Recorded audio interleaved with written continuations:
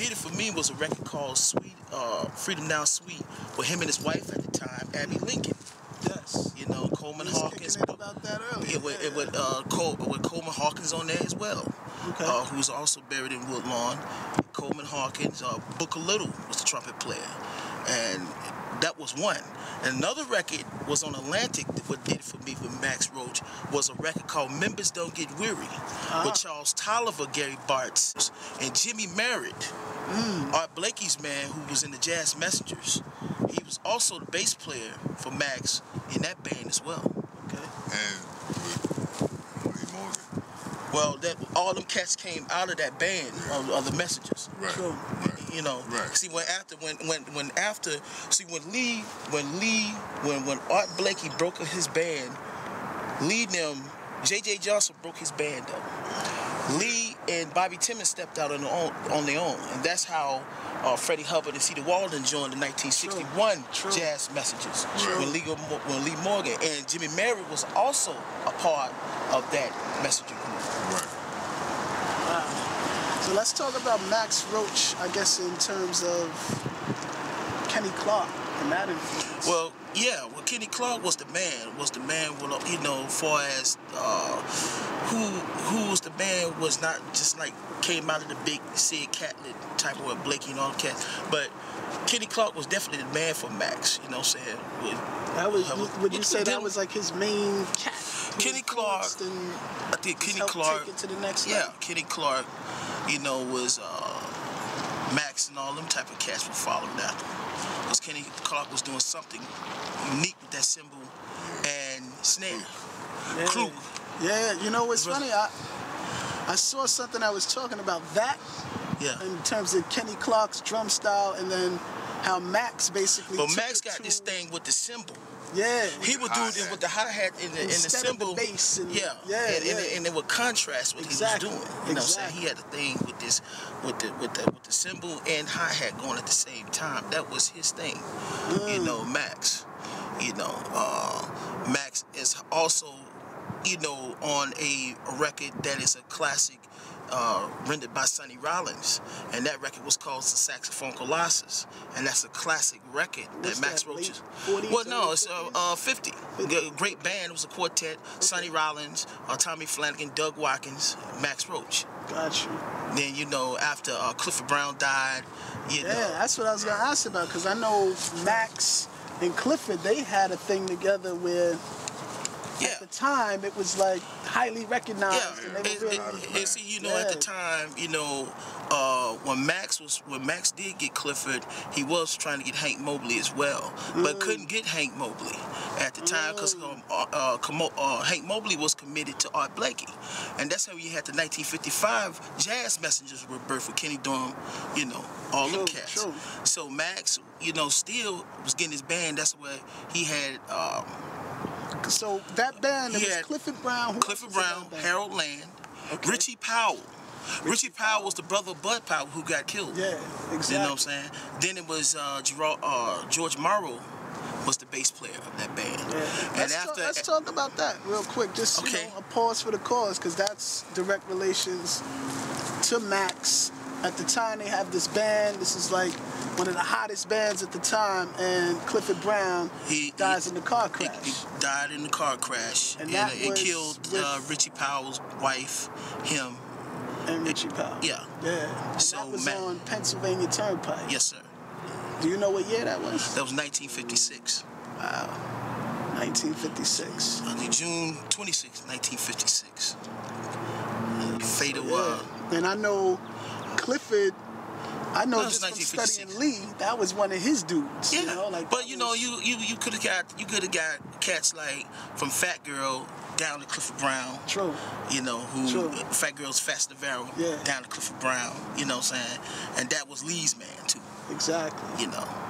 So, you know, Max is a very celebrated cat, you know what I'm saying? But I like a lot of different records I got by Max Roach. Like, I got an interesting record by him. And he had a record group, nothing but percussionists, like Omar Clay and Joe Chambers. Well, in the 70s, it was called Boom. Exactly. You know. Boom. Yeah. And you know, it was a great record, you know. Word.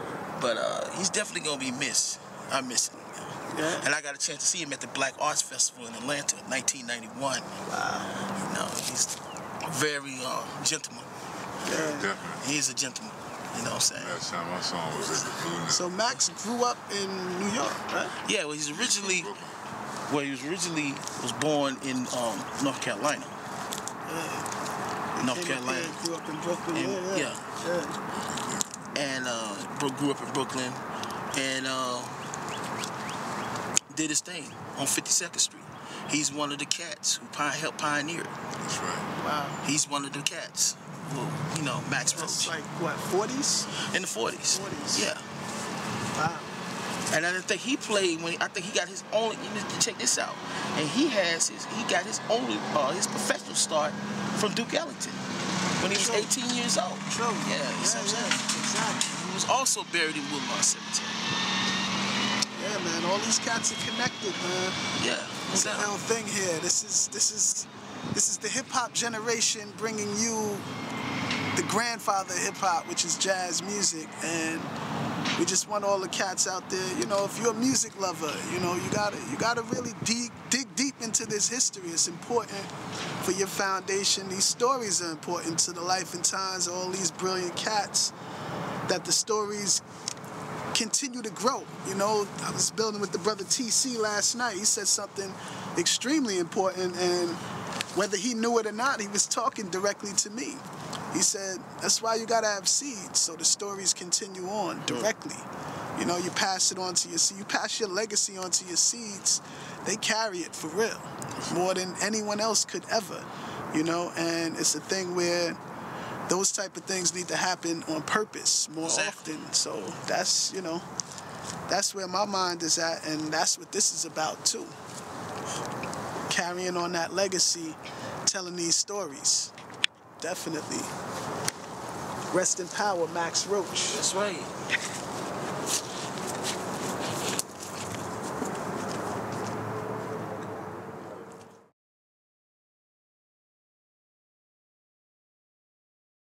You know, he's having a good time. So the drummer, the cat that I'm with, and I don't know this cat's name to this day, man, because anyway, it didn't end good. You know, it wasn't a good ending, so I thought at the time, and I was only 8 years old, you know, 8, 9 years old. So the cat says, hey, Hank, this is Trudy Pitts' son. So he says, oh, Trudy Pitts, oh, man, such and such. I'm not even going to say it right now, but it was something that really was it hurt me to my heart. And I was like, man, when I grow up, I'm getting that guy. Wow. I'm gonna get that joker, you know what I mean? So, I'm 8. So now, I'm singing the music. I'm like 21, 22. And I'm doing a gig in Philly with my mom and dad at a place called Club Lazora. It was on Bank Street, between Market and Chestnut Street in Philly. So, we got Jimmy Merritt on bass, and this is like one of Jimmy's first gigs since Lee got shot. Yeah. And a great tenor man from Philly named Boosie Barnes, who, you know, is still on the planet, was a fan or a student somewhat of Hank Mobley. As us all that's in the music, you know, but he used to have Hank with him and take him to gigs and have his horn and hold his horn. Now, Hank was sickly at the time. He was on his way to the next place. But he used to come around, and sometimes he would have to have his horn on a chair. And he would step up to it and play. So anyway, here it is. I'm in the room with the cat that I swore I was gonna get when I was a kid. But something happened between those two meetings, between Paris and that meeting at the Club Lazora. I was listening to WRTI radio in Philly, 90.1. In those days, they call it The Point, tuned to the point. And they was playing this ballad, like a Latin ballad. And Lee took a solo, and Hank took a solo.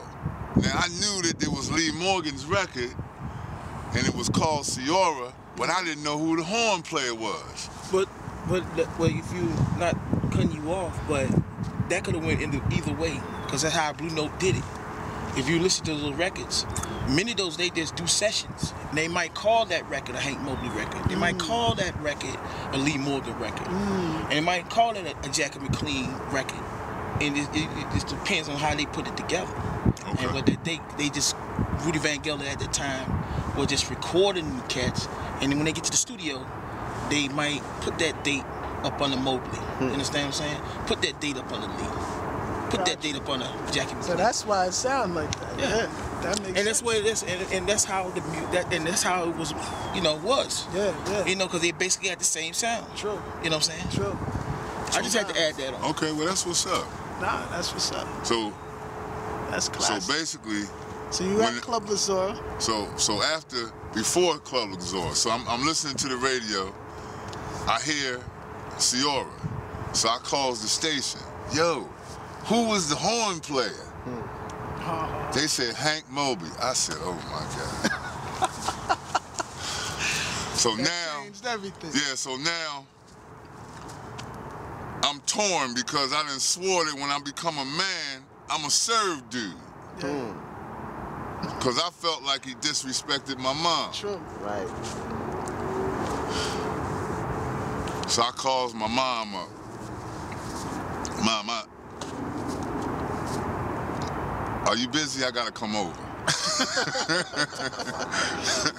So she's like, all right, can't you tell me on the phone? I was like, no, I gotta see you. So I said, listen. I gets to the crib, I said, look. I told the whole story. I said, look, I can't beat this dude up, man. I just heard him playing on the radio, and he's great, you know what I'm saying?